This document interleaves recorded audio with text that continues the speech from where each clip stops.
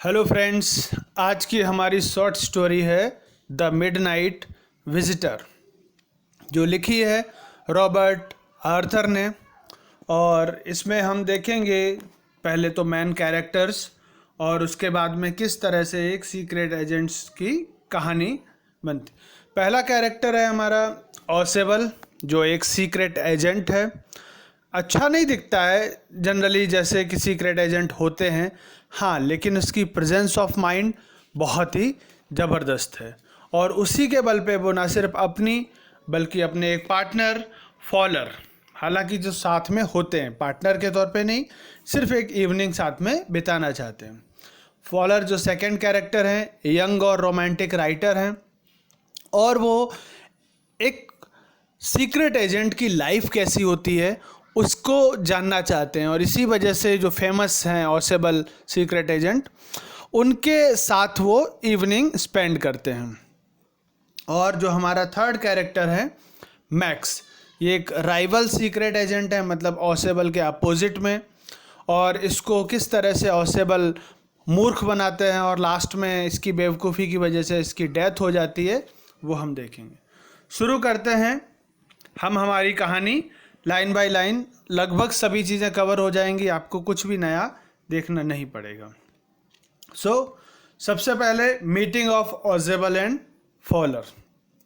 Ausable जो है एक बहुत ही स्मार्ट सीक्रेट एजेंट है, लेकिन वो वैसा दिखता नहीं है। क्यों? क्योंकि वो छोटा है, मोटा भी है, और वो एक फ्रेंच होटल में रहता है। वहाँ पे 6th फ्लोर, जो टॉप फ्लोर है, वहाँ पे काफ़ी ज़्यादा मोटा है। वो पेरिस में लगभग 20 सालों से रह रहा है, और फिर भी उसको फ्रेंच या जर्मन बोलने में दिक्कत आती है। और जब भी वो बात करता है तो अमेरिकन एक्सेंट हमेशा उसके मुंह से वही अमेरिकन एक्सेंट निकलती है। जनरली जो उसके रूटीन में वो एक टेलीफोन के ज़रिए ही बातचीत करता, अपॉइंटमेंट लेता है, और बहुत ही पुराने ढंग से काम करता है, लेकिन बहुत स्मार्ट होता है। दूसरा है फॉलर, जो यंग राइटर है और लिखना चाहता है ऑसेबल के बारे में। तो उसके साथ जब शाम बिताता है तो बहुत डिसअपॉइंट हो जाता है। डिसअपॉइंट होने की वजह यही है कि वो सोच रहा था जनरली सीक्रेट एजेंट्स की लाइफ थ्रिलिंग होती है, बहुत एडवेंचरस होती है, पर उसको ऐसा कुछ भी देखने को नहीं मिलता है। और ना ही वो उसमें ऑसेबल में ऐसी कोई भी कैरेक्टरिस्टिक देखता है जो सीक्रेट एजेंट की हो। ऑलमोस्ट डिसअपॉइंट हो जाता है वो, बिल्कुल भी एजेंट के तौर पे ऑसेबल को नहीं एक्सेप्ट कर पाता है। फिर क्या होता है, नेक्स्ट देखते हैं कि मैक्स जब शाम को जब वो रिटर्न आते हैं ऑसेबल के होटल पे, ऑसेबल और फॉलर, तो जैसे ही ऑसेबल दरवाज़ा खोलता है और उसका पहला जो थ्रिलिंग एक्सपीरियंस फॉलर को देखने को मिलता है।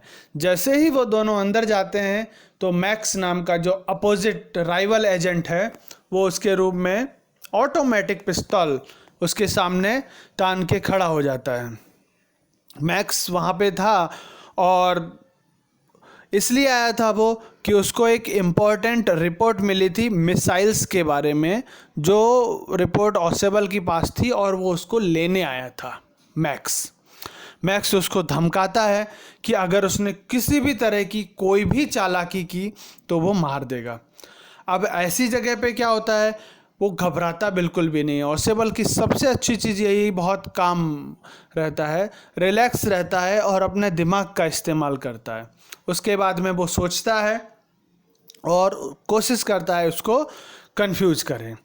तो सबसे मेन चीज़ उस रिपोर्ट जो न्यू मिसाइल की है उसकी सेफ्टी, और साथ में उसकी खुद की और राइटर फॉलर, सभी की सेफ्टी को ध्यान में रख के वो एक स्टोरी को फॉर्म करता है।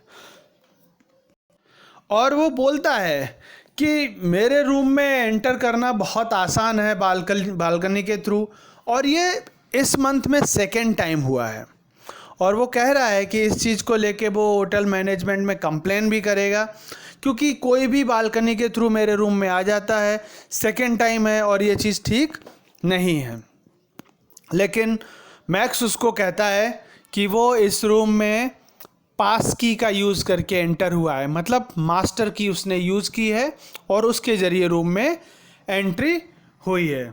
उसके बाद क्या होती है, अब हम देखेंगे डेथ कैसे होती है। तो अचानक से दरवाज़ा खटखट होता है। ऑसेबल प्रिटेंड करने की यहाँ पर भी तुरंत कोशिश करती है, कहता है कि बाहर लोकल पुलिस है और उसी ने एक्स्ट्रा सिक्योरिटी के लिए उनको रखा हुआ है, जिससे कि वो डॉक्यूमेंट जितना इम्पोर्टेंट है उसकी सेफ्टी हो सके। और कुछ देर के बाद मैंने पुलिस वालों को कहा है चेकिंग करने के लिए। दरवाज़ा बार बार खटक रहा था और मैक्स इस चीज़ से बहुत गुस्सा हो रहा था। वो डिसाइड करता है कि डेफिनेटली इस चीज़ को बचना है, कैसे भी इससे बचा जाए। तो वो अपनी गन पॉइंट जो है ऑसेबल के सामने रखता है और कहता है कि ठीक है, जो भी है उसको भेजो, कोई चालाकी करने की कोशिश मत करना, नहीं तो मैं गोली मार दूंगा। और मैं बालकनी में चुपके से खड़ा हुआ हूँ। और वो चला जाता है बालकनी के पीछे खड़े होने, मतलब बालकनी में खड़े होने के लिए एक्चुअली में, और वो वहाँ से नीचे गिरता है। बात यह है कि वहाँ पर कोई भी बालकनी थी ही नहीं। 6th फ्लोर से मैक्स जो है सीधा नीचे गिरता है चिल्लाते हुए और मर जाता है। ऑसेबल जाके दरवाज़ा खोलता है, वेटर आता है और उनको ड्रिंक्स देता है।